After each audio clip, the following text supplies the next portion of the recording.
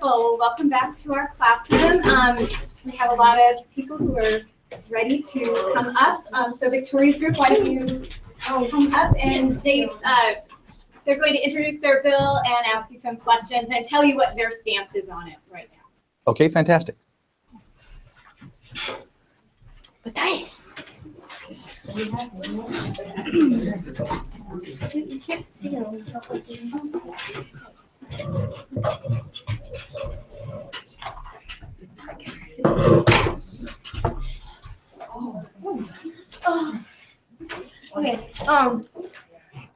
So what is it? Well, I'm Victoria, and this is Amanda, Weston, Isaac, Abby, and Matthias. And the bill that we worked on was the Senate Bill 5104. Okay. And we decided that we were for the exemption of property tax for survivors, spouses of military members, or first responders killed in the line of duty. And we decided that because these people served us and risked and gave their lives, and should be given the respect and honor that they deserve. And their families also served by learning how to cope with the absences of their lost ones, serving communities or the country. And we also decided this because we all have personal ties to military or first responders. My dad served in the military for 13 years, and if I lost him, it would be really hard for me. And it would be really hard for my mom to cope with all the money loss that we would have had. And so having this property tax exemption would really help people who have lost family members. We're ready for the next group to start heading to the cafeteria. So if you are a teacher's aide or an office aide, please head to the cafeteria and stand quietly for your group, taking your group photo. So teacher's aides and office aides, thank you. Teacher's aides. Sorry about that. Go ahead. Yeah. And so Isaac and Amanda both have cousins that either served or in boot camp right now. And so we all decided that people who have first responders or military members in their family need to have that kind of back support to help them if something does happen. It's sort of like life support. And so some of the positive notes that we got were that family members for first responders or military will have more money for more necessary needs such as food, power, clothes, and water, and they wouldn't have to worry about having to pay a lot of money just to live in a house or on a property. Okay. And then for another one would be that it's sort of a pro and con. It would be the government will have to learn with the absences of smaller amounts of payment from property tax, which it's not that much, but it may affect the government some little bit. Okay, we can talk a little bit about that. I've got something for you on that. But keep going. Okay, and a question that we had would be, would only spouses of first responders and or military not have to pay for property tax? Sorry, repeat that question for me.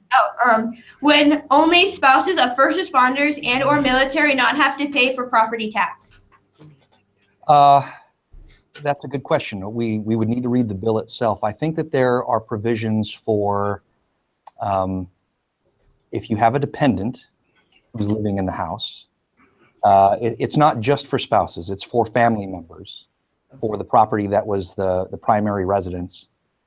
And in fact, if you, let's say the person was getting older and needed to go actually into a nursing home and they were renting the house out in order to pay for the nursing home, they would still be eligible for the property tax exemption. So those kinds of things are a part of the bill.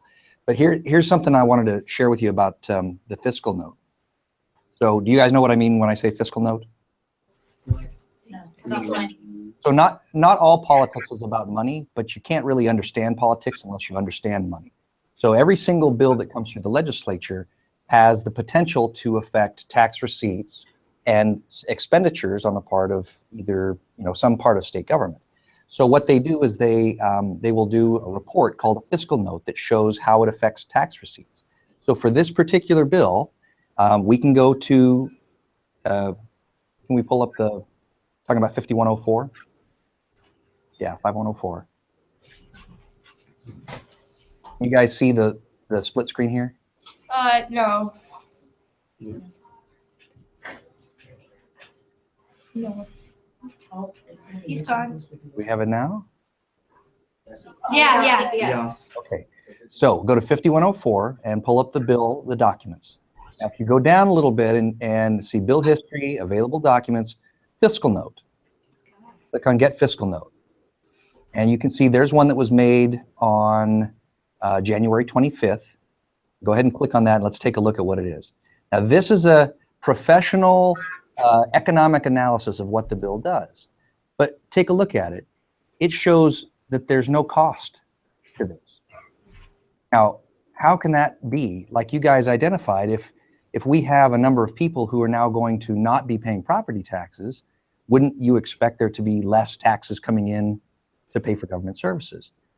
But in this case, what happens with property tax is we set a single amount. Like let's say for your classroom, your whole classroom has to pay $300 in property taxes to support the classroom, and there's 30 of you, so that's $10 a piece.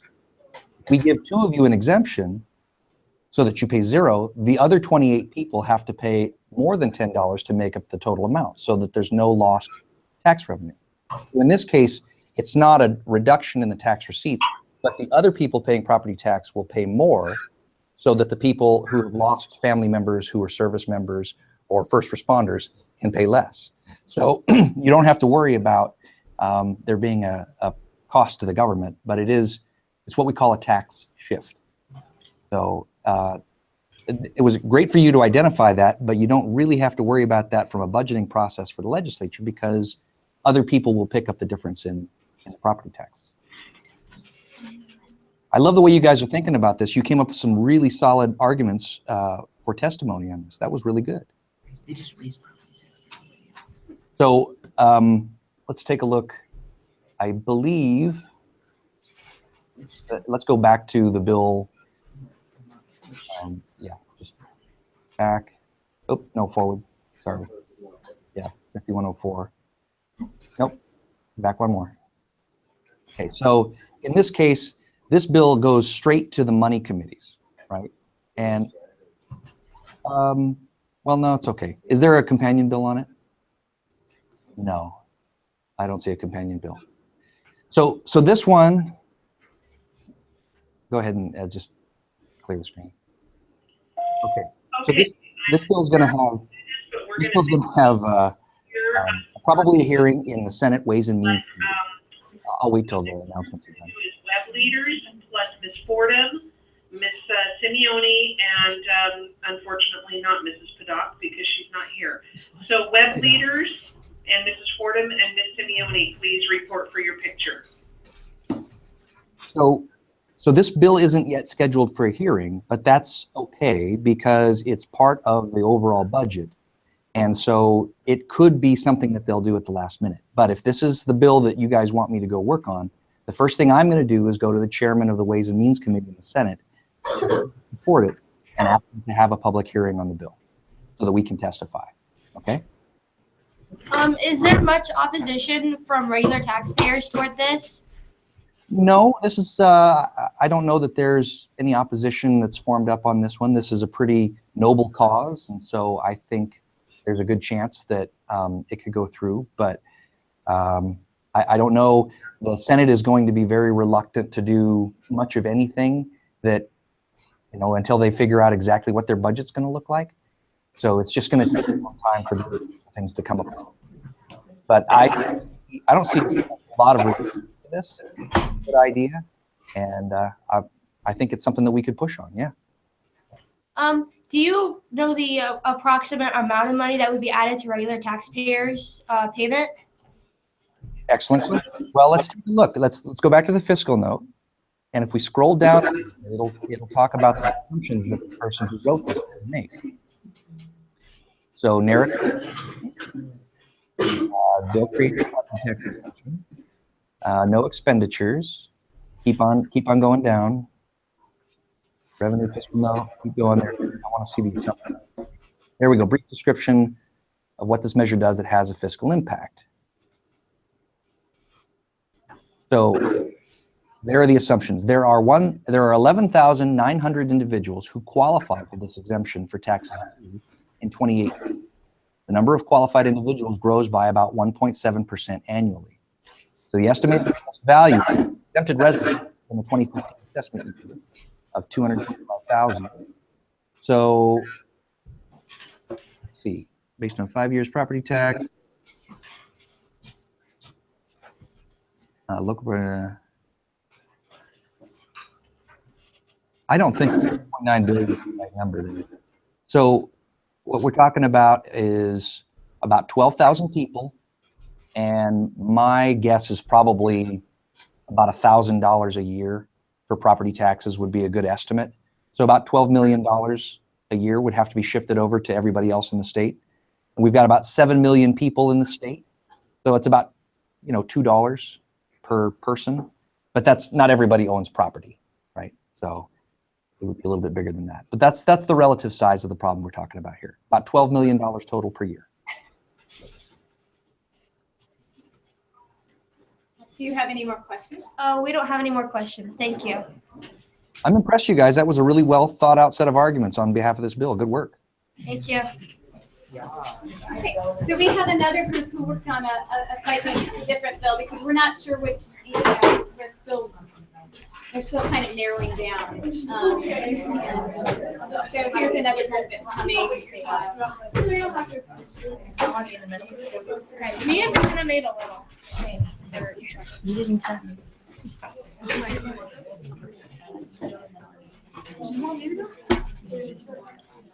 Okay.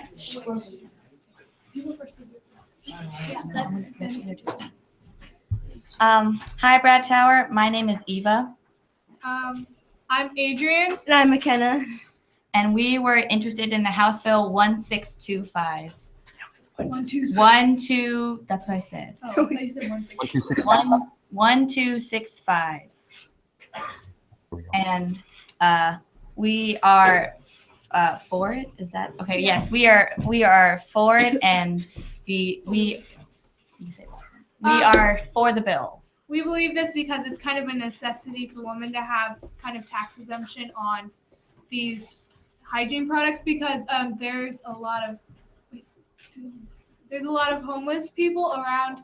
There's more women than men in the world, and there's a huge percentage of homeless women that cannot afford feminine hygiene products. It would make it more accessible to people. And one question I have for you is, do you think this is an equality issue because some male products, which may not be necessary, are tax-free in some states, whereas these are not?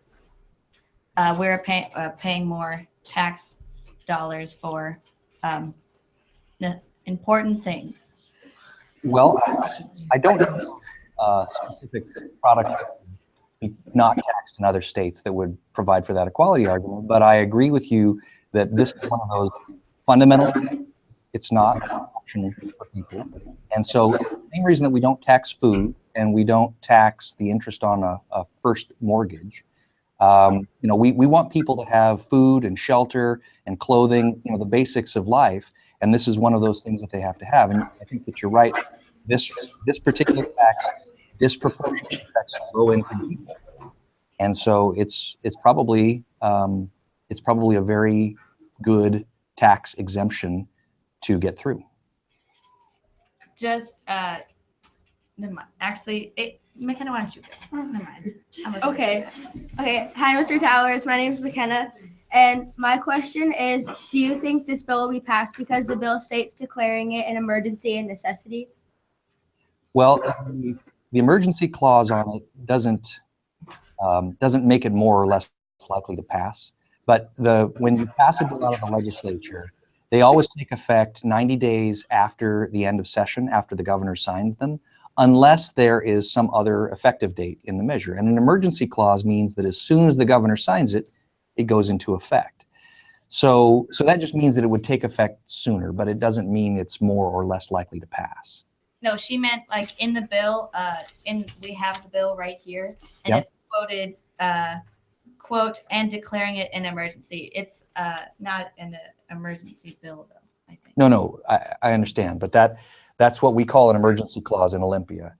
And so that means that the bill takes effect right away, and then there's no delay to it. But that's kind of standard language for things that have to happen right away. First period here. Right now, we're going to do book club plus Mrs. Okay, Hermes. hi, Book club Mr. members Towers. and I have Mrs. a Hermes. clarifying Period. question. Yeah.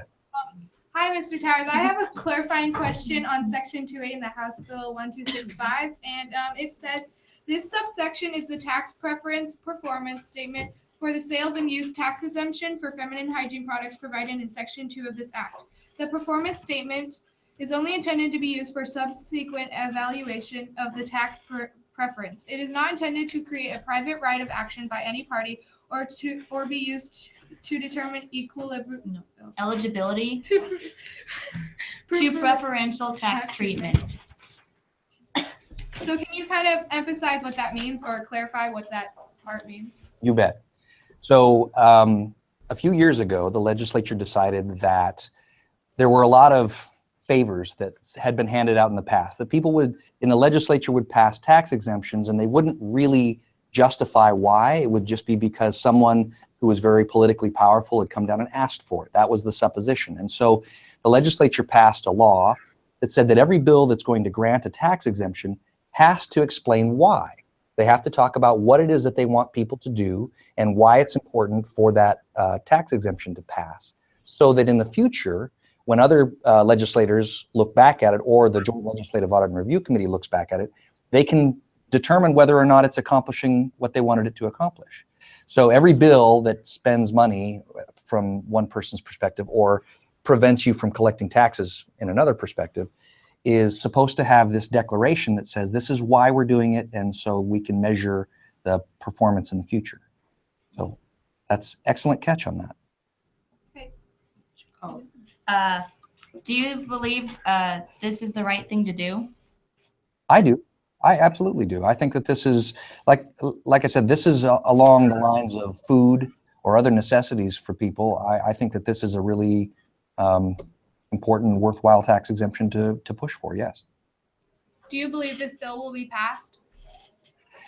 I think it has a good chance. Again, if we look at the fiscal note, it's I think it was about $6 million a year, which is not a huge amount. When the budget is around $80 billion total, this is not a big amount of money when you think about it. I know $6 million to me sounds like a whole lot of money, but do we have the fiscal note on 1265?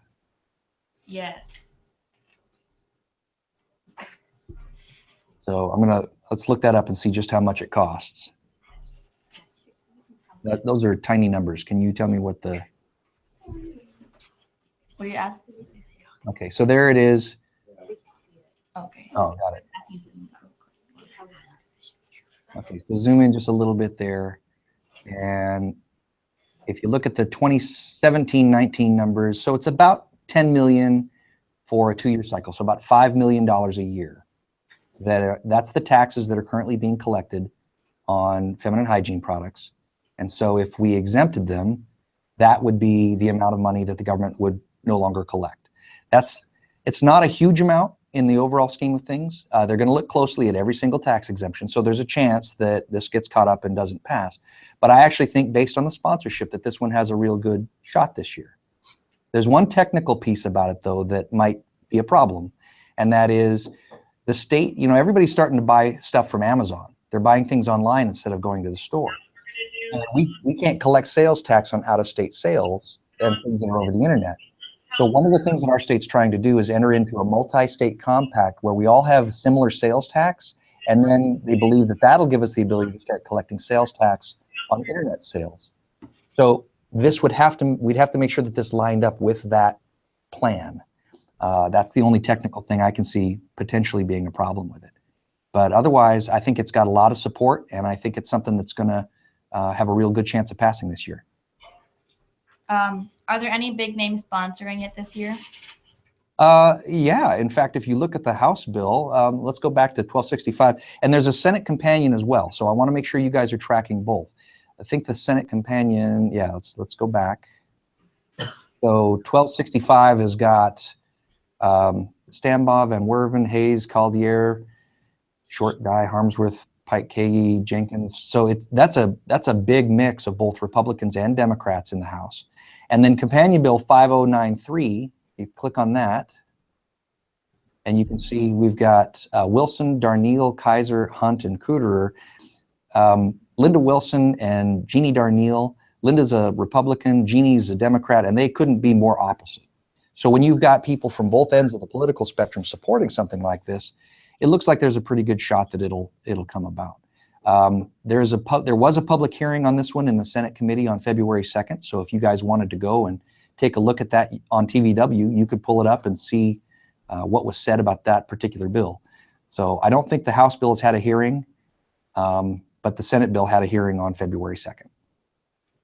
Okay, thank you. Thank you. Yeah. Yep. Thanks. Great work, you guys. Do we have another?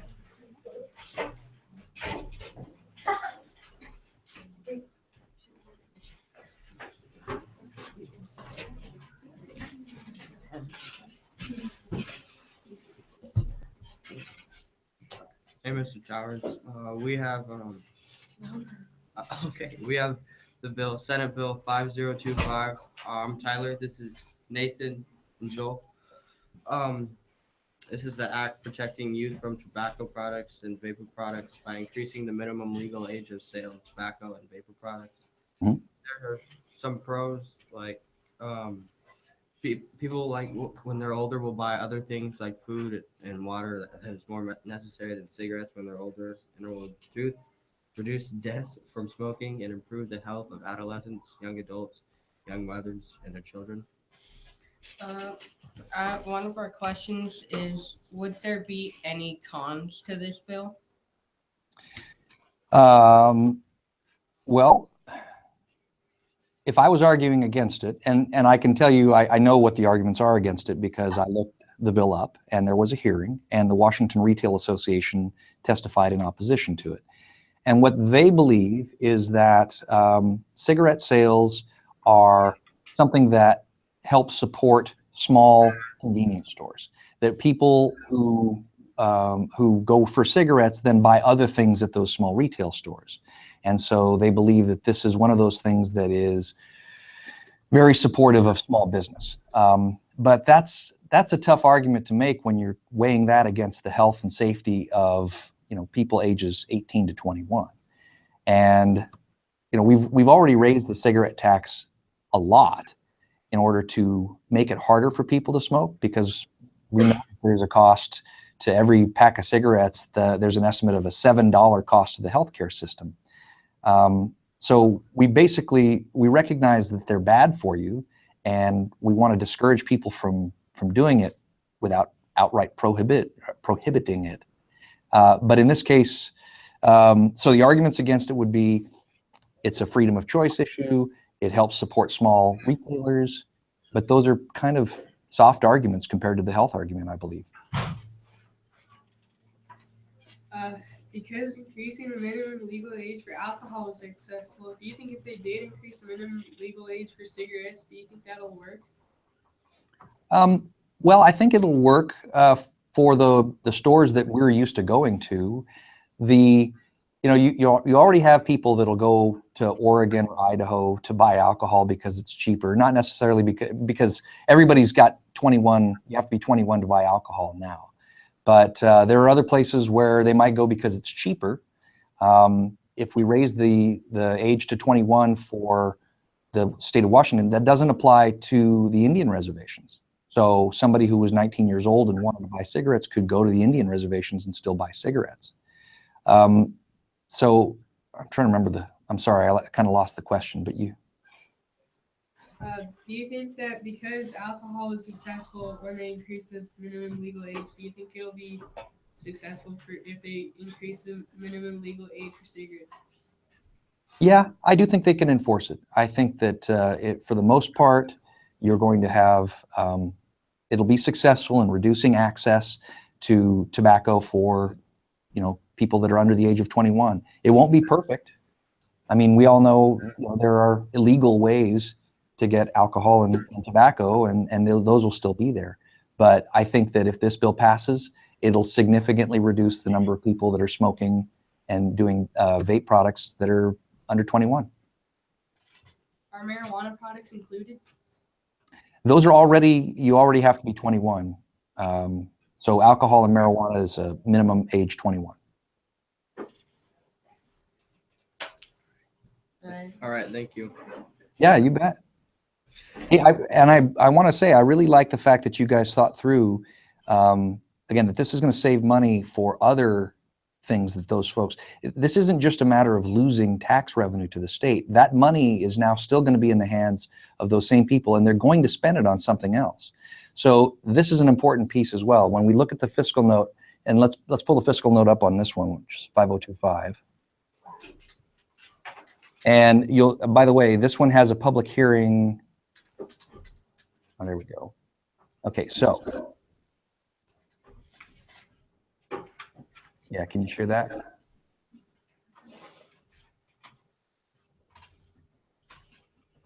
Okay, so if we take a look at these numbers, they're estimating that about $22 million a biennium, or $11 million a year in taxes collected on sales to people between the ages of 18 and 21 for cigarettes and products. So what the point that you guys made is really, really important if we're going to testify on this, which is that's not money that goes away. That represents millions of dollars that's still going to be in the hands of those 18 to 21-year-olds, and they're going to spend it on something else. And so if that something else generates additional activity, then you're still going to collect all the taxes. But in this case, it's a frustration that I have that the people who write fiscal notes, they don't anticipate that. They just look at the one set of activities that the tax is applied to, and that's all they do. I think you guys are right. I don't think ultimately the state's going to lose money if they pass this bill. I think it just changes the way in which those tax dollars get collected. But right now, what they're looking at is about $11 million a year in tax revenue loss. So we have to, if we're going to testify, when we got to point out that that's not going to be a pure loss, that money's still going to be in the hands of those folks, and they're going to spend it on something else. What do you guys think they'd spend it on? 3 minutes? Probably things more important to survive, probably food, water, a house. Really? You don't think it'd be like video games or new car stereo, stuff like that? Maybe. 18-year-olds. Yeah, 18 to 21. Oh, I don't know. Probably. Well, help me think of what the important things are that people would spend that money on, and then if we end up testifying on this, I can include that in the testimony. Okay? We'd probably spend it on clothes, though, I think. Yeah, could be.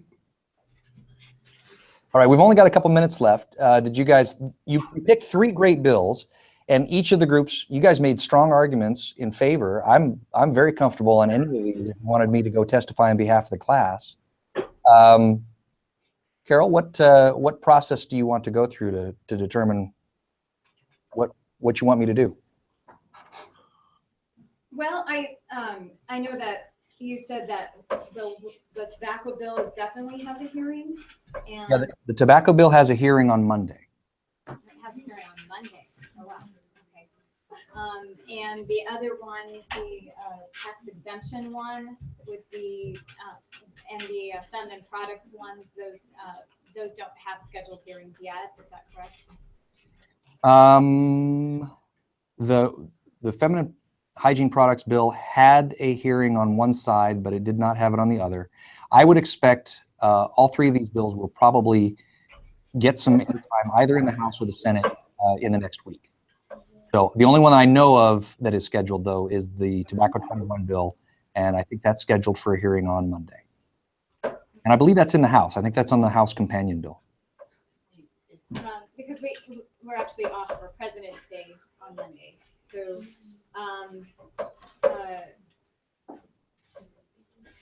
I think that would it be okay to kind of vote on which one that we want to? Absolutely.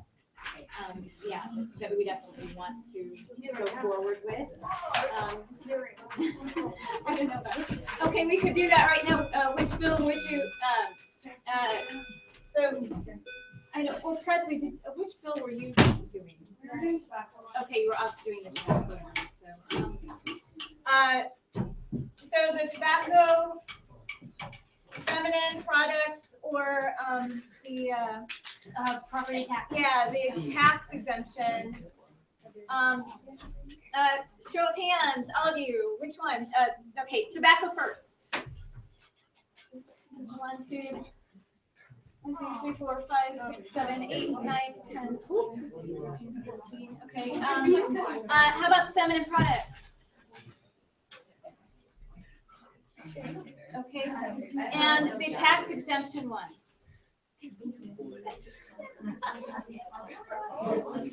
I thought you did some really strong work with that. Thank you. So, Thank you. I guess for now, the class as a whole is leaning with the tobacco one. That I would say perhaps keeping the tax exemption one in play just in case there's not another hearing for the tobacco one. Well, I'll tell you what, I won't limit myself to just one. In fact, I will go speak on behalf of the class on all three. But based on the interest in the tobacco bill, I'll give public testimony on Monday on behalf of the class in favor of that bill. Okay, and then I'll talk to the prime sponsors and the chairs of the committees on the other two and see if we can move them along, see if we can get a public hearing for them. And I would encourage each of you, you don't have to just give up on those things. If those bills are something that's important to you, I would encourage you to write to the prime sponsors, to write to your legislators, send them an email, or otherwise give them a call and encourage them to move those things forward. And tell them, you guys came up with fantastic lobbying arguments in favor of the bills. So share with them exactly what you just shared with me, and they're going to be impressed, and they're going to remember. It's going to help the bill. Yeah, we will definitely follow up with that and having Okay. contact a bill originator. Good deal. And I may try to bring in one of your legislators either next week or the week after that. So I know Senator Palumbo had said he was excited to meet you guys, want to come in with me as long as his schedule permits. So one of the people that I would ask you to write to, I'll try to have in here with me coming up next week or the week after. Okay, so that's Guy Palumbo? Yeah. Okay. All right. That sounds wonderful. All right. Well, let's thank Mr. Tower for being I'm impressed. You guys are good lobby. Okay. And I will make sure to write up some of the points from both sides, because we did have a group also doing the tobacco one, who also had some points, and I can share that with you as well. I'm sorry, I didn't catch that. We had another group who had also worked on the tobacco bill, and so I can share those points with you as well if you're going to. That would be great. Yes, please. All right. Okay. Thank you very much. Hey, thanks, you guys. Have a great 3-day weekend. Thank